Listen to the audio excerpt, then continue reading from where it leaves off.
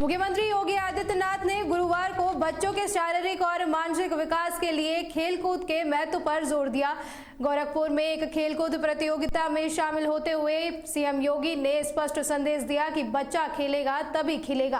उन्होंने कहा कि फिटनेस केवल शारीरिक स्वास्थ्य के लिए ही नहीं बल्कि बेहतर भविष्य के लिए भी आवश्यक है। मुख्यमंत्री योगी आदित्यनाथ ने इस मौके पर छात्रों, शिक्षकों और अभिभावकों को संबोधित करते हुए फिटनेस का मंत्र दिया।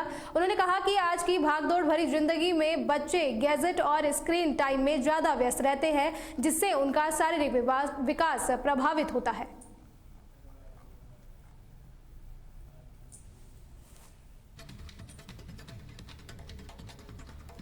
वहीं गाजीपुर जिले में मुख्यमंत्री सामूहिक विवाह योजना के तहत गुरुवार को 590 जोड़ों की शादी कराई गई, लेकिन इस आयोजन में सिंदूर घोटाला और सुरक्षा में बड़ी खामियां सामने आई है।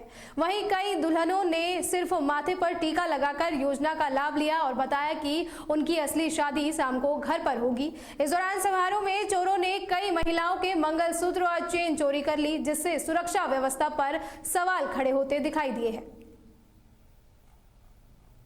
593 जोड़ों की शादी कराई गई है। इसमें हमारे 2 इस्लाम धर्म के हैं, उनका भी अभी निकाह होना है। मौलवी जी भी आने वाले हैं, अभी आए नहीं थे। तो 591 हमारे हिंदू धर्म के हैं और 2 हमारे इस्लाम धर्म के हैं। कुल आज यहाँ आने के 741 मतलब एक्चुअल जो प्रेजेंस हुई है 593 को हुई है। इस सामूहिक विवाह में सर वर वधू किस तरह के सहयोग दिए जा रहे हैं? इस बार शासन द्वारा धनराशि बढ़ा दी गई है। ये जोड़ों के खर्चा 1 लाख रुपया हो रहा है और इसमें हर वधू के खाते में 60,000 रुपये भेजा जाएगा और लगभग 25 लाख रुपये का सामान उनको दिया जा रहा है। ये 24 तरह के आइटम हैं, आइटम लिस्ट में रखिए, हम दे देंगे आपको और सारे सामान सबको दिया जा रहा है। सर आज जो शादी हुई है, शादी में देखा गया कि सिंदूर जो है मुख्य में होगा, लेकिन सिंदूरे में सिंदूर नहीं था। कैसे सिंदूरदान हुआ? सबको सिंदूर लगाने का वीडियो है और जो सिंदूर लगाए हो सकता है छूट गया, छूट जाता है दोबारा भेजा। सिंदूरे में सिंदूर था ही नहीं, हम फोटो मेरे पास है भाई, हम दिखा देंगे फोटो आपको। लोग वीडियो बनाए हुए सिंदूर लगाते हुए। सिंदूरे में जो सिंदूर होना चाहिए उसमें नहीं था। सिंदूरा अलग दिया गया है, अलग सिंदूर उनको अलग दिया गया है। मतलब मान रहे हैं कि सिंदूरा अलग है, सामान दिया गया है। सिंदूर जो सारी सामान उसमें रखा हुआ है। और इसी खबर में ज्यादा जानकारी के लिए मोहम्मद शाहिद हमारे साथ जुड़ चुके हैं। देखिए शाहिद, यहाँ पर यह आयोजन हुआ जिसमें सिंदूर घोटाला और सुरक्षा में बड़ी खामियां सामने आई है, क्या कुछ जानकारी है इसमें? पता चला कि मुख्यमंत्री सामूहिक विवाह का संपन्न कराया गया, जिसमें 400 जोड़ी आने वाले थे, लेकिन मौजूद 551 जोड़ी मौजूद रहे और 2 जोड़ी मुस्लिम जो जोड़ी मौजूद रही, जिसमें शादी संपन्न कराया गया। जी, क्या कुछ खामियां यहाँ पर सामने आई है?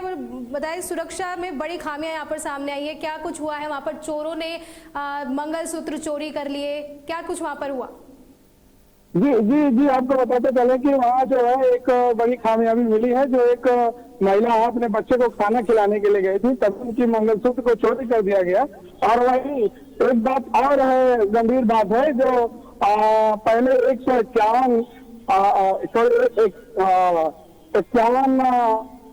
हजार जो है शादी में जो मुख्यमंत्री योजना में दिया जा रहा था, लेकिन अब बढ़ा के 1 लाख हो गया है।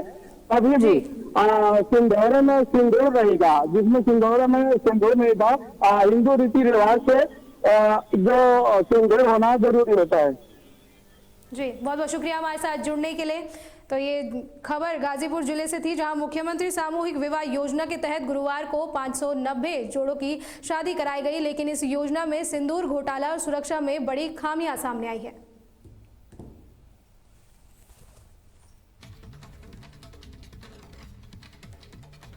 वहीं हरदोई जिले में शाहबाद क्षेत्र के एक गांव में खेतों के पास तेंदुआ दिखने से ग्रामीणों में भारी दहशत फैल गई है।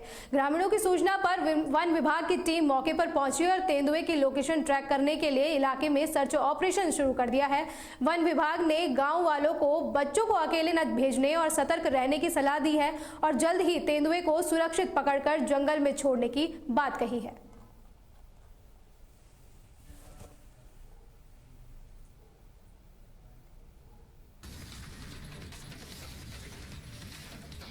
वहीं अमेठी में पीपरपुर थाना क्षेत्र के दुर्गापुर गांव में गुरुवार सुबह एक घरेलू विवाद ने भयानक मोड़ ले लिया, जहां छोटे भाई ने अपने बड़े भाई पर धारदार हथियार से हमला कर उसकी हत्या कर दी। सूचना मिलते ही पुलिस मौके पर पहुंची। फिलहाल पुलिस ने शव को पोस्टमार्टम के लिए भेज दिया है और फरार भाई की तलाश में जुटी हुई है। 4/12/25 को प्रातः करीब 9 बजे थाना पीपरपुर पुलिस को यह सूचना प्राप्त हुई कि ग्राम डिहवा में राकेश वर्मा की हत्या उनके छोटे भाई दिनेश वर्मा के द्वारा की गई है। इस सूचना पर थाना पीपरपुर पुलिस मौके पर पहुंची। शव को कब्जे में लेकर पोस्टमार्टम के लिए भेजा गया है। परिजनों से तहरीर प्राप्त करके अभियोग पंजीकृत किया गया है। इस संबंध में समस्त सूचना संकलित कर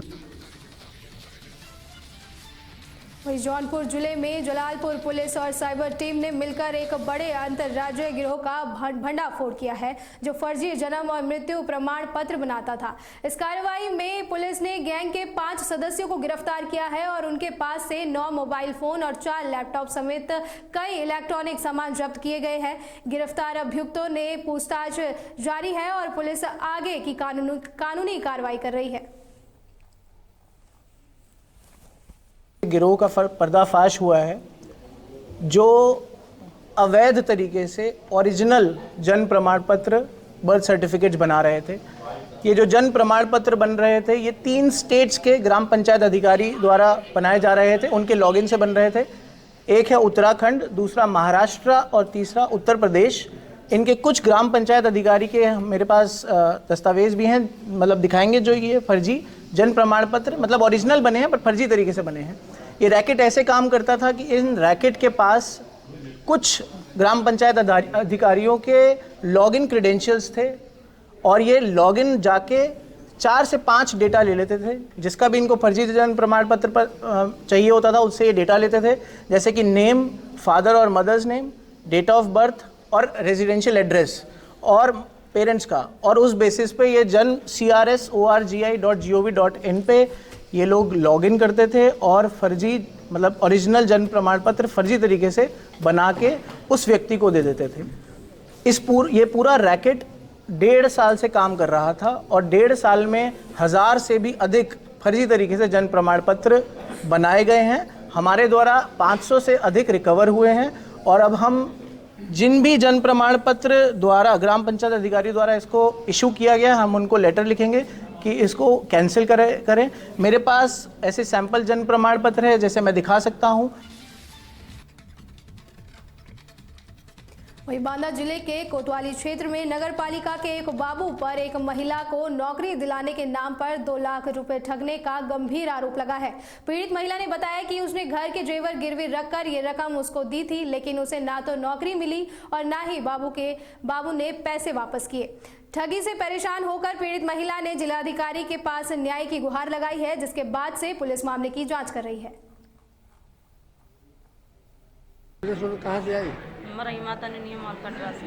अच्छा, क्या मामला है, क्यों आई हो?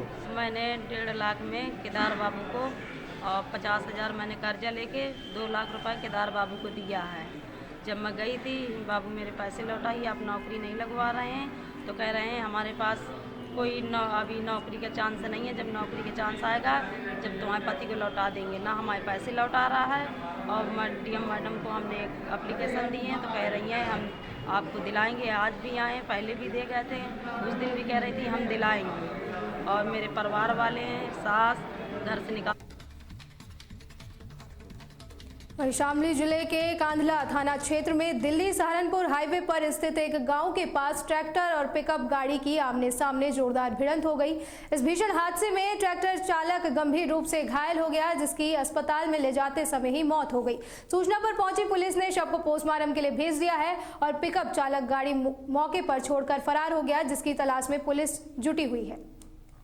मेरा नाम EMT मोहम्मद फारूक। अच्छा, आप एक घायल को लेके अस्पताल आए, क्या मामला? ये एक्सीडेंट हुआ था, ये दी गोल्ड पब्लिक स्कूल के पास जसाला से थोड़ा उल्ली साइड को। हम वहाँ 2-3 मिनट कुछ सेकंड में पहुँच गए थे। उसके बाद देखा तो वहाँ एक पेशेंट पड़ा था रोड पर, जिसे लेके आए तो डॉक्टर साहब ने यहाँ मृत घोषित कर दिया। अच्छा, एक्सीडेंट कुछ पता लगा सर, कैसे हुआ, कहाँ से हुआ? ये कोई DJ की गाड़ी पर काम करते हैं ये, और आपस में किसी ट्रक से शायद हुआ है ये। अच्छा, तो कोई घायल भी हुआ? कोई घायल नहीं, केवल एक ही था, इसे लेकर। वहीं फतेहपुर जिले के खागा कोतवाली क्षेत्र में पूर्व ब्लॉक प्रमुख महेंद्र प्रताप सिंह की बहू की शादी के 1 महीने बाद ही मौत हो गई। 2 नवंबर को धूमधाम से शादी हुई थी, लेकिन अब बहू की जान जाने से आत्महत्या या हत्या को लेकर सवाल खड़े हो गए हैं। मायका पक्ष ने गंभीर आरोप लगाते हुए कहा कि उनकी बेटी को दहेज प्रताड़ना और खाना अच्छा न बनाने को लेकर परेशान किया जाता था। पुलिस ने मृतका के ससुराल पक्ष के 4 सदस्यों के खिलाफ दहेज प्रताड़ना और हत्या की संबंधित धाराओं में मुकदमा दर्ज कर लिया है और मामले की जांच शुरू कर दी है।